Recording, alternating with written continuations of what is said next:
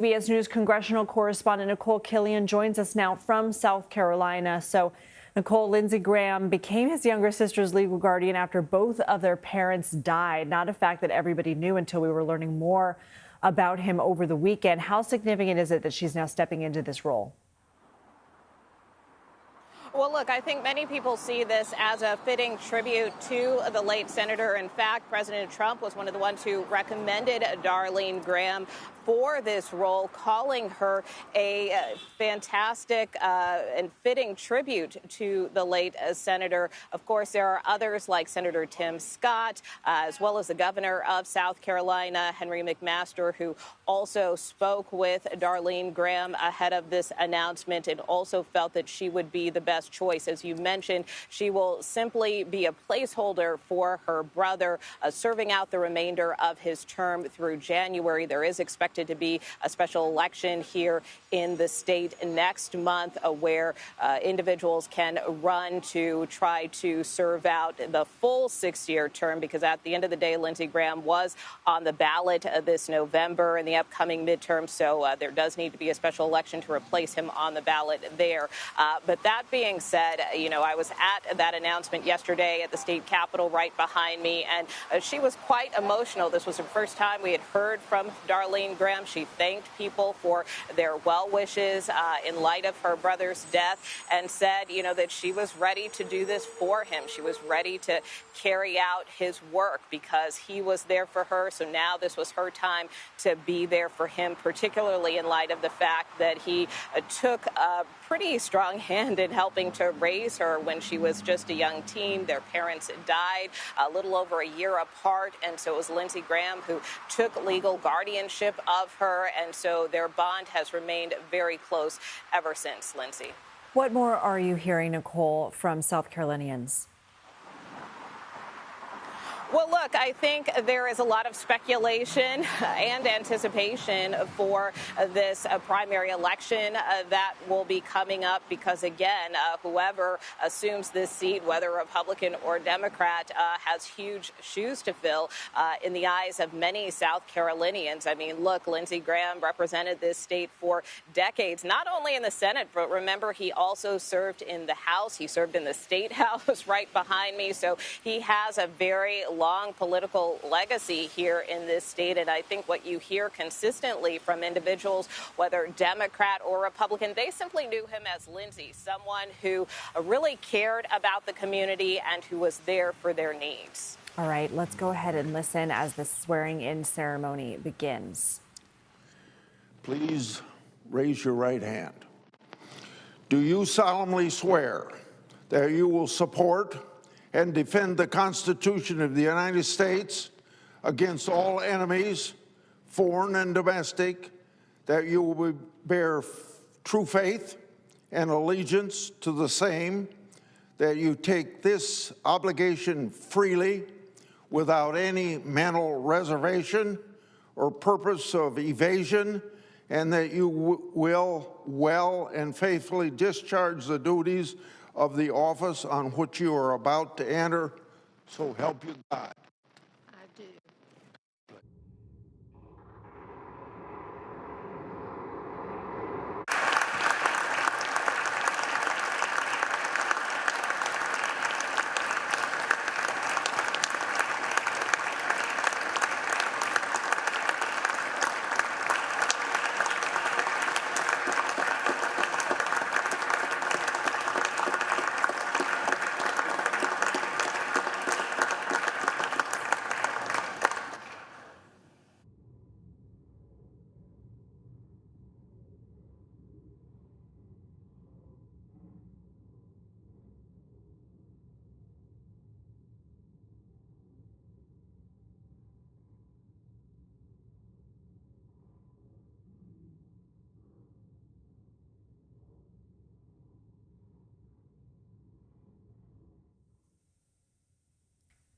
We did just witness the swearing in of Darlene Graham. And Nicole, if you're still with me, we had Chuck Grassley delivering that oath. We had her flanked by South Carolina Senator Tim Scott and Alabama Senator Katie Britt. What more do we know about Katie, the senators' meetings, rather, with Darlene Graham ahead of this.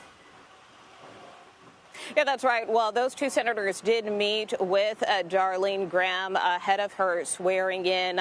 Simply to, welcome her. Obviously, she knows Senator Tim Scott very well. Katie Britt, of course, said that she had just spoken with Senator Lindsey Graham over the weekend. So this was really just about kind of extending some hospitality to this newest senator who will now represent her late brother. And I have to imagine it may be a little emotional for a lot of those senators in that room. You heard that applause when she was sworn in. But keep in mind, there is black bunting draped over Senator Graham's desk with white roses, or at least there was as of Monday, which is traditionally how those lawmakers and senators who pass away, how they are being honored. So to have to step into that chamber under those circumstances, very solemn circumstances, is really a lot to take in. And quite frankly, a lot of these senators are still processing this.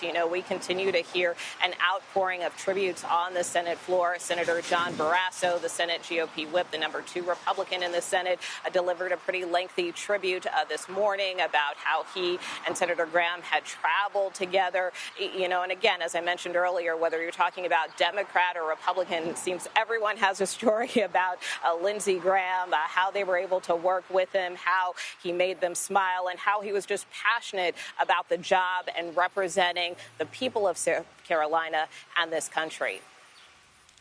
Nicole Killian, thank you so much. And as we watch the playback here of that swearing in, let's go now to CBS News congressional reporter Torian Small.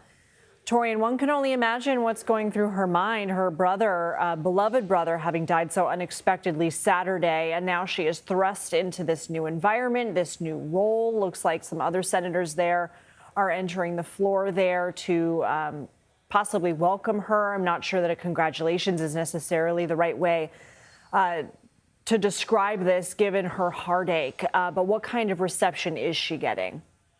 Yeah, I mean, as we see it play out on the floor there and leading up to it, we've heard from lawmakers who said that they want to open her with welcome arms or welcome her with open arms. I think it's also touching the speech that she gave yesterday during her appointment ceremony, where she said that she was doing this for her brother. I think towards the end of her speech, she said, she's going to do this for him, and she got this. And she also opened with a bit of levity. There was a moment during the governor's speech or remarks where he misspoke and said Senator Graham was irresistible instead of irreplaceable. Seemingly, that's what he wrote in his notes. She came up to the podium saying that she's never heard anyone call her brother irresistible. But the task that she's looking forward to or ahead to now is serving essentially as a placeholder for Senator Lindsey Graham. She'll be a crucial vote for this already thin majority that Republicans on this side of the Hill hold, as well as she'll be welcome to choose some committees that fit her interests. The thing, though, that I want to underscore is that she's now essentially, for all intents and purposes, a freshman member. She doesn't have the same influence as Lindsey once had here on the Hill. She certainly won't have the same rank on his respective committees. He was the chairman of the Senate Banking Committee or Budget Committee. She won't be that, certainly. But that's now up in leadership's hands to choose how those would be reshuffled in Senator Graham's absence.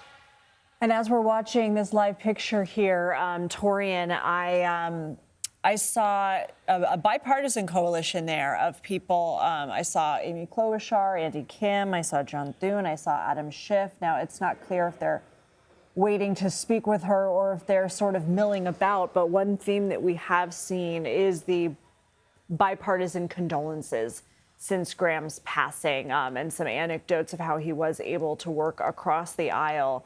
Who are some possible contenders who could end up running in the primary to replace him? And would we sort of see that same attitude given our current climate?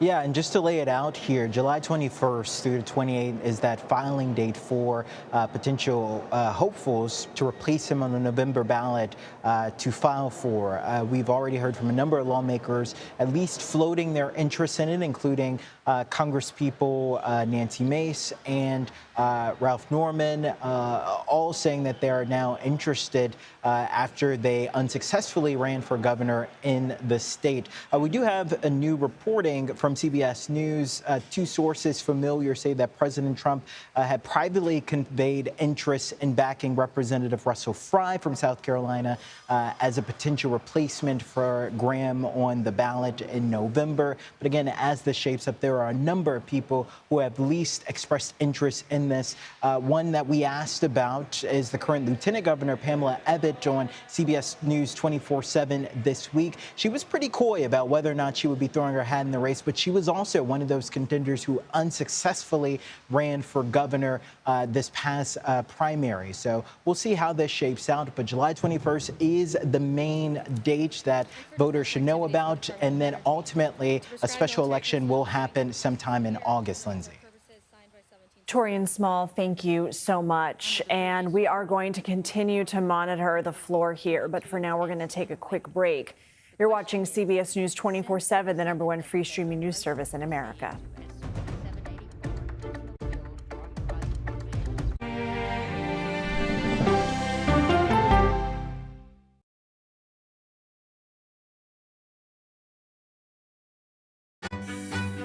I want to know what's going on in the world. You can't do that if you're just sitting in a chair, reading about what other people have found. You have to get out there and listen by telling people about each other.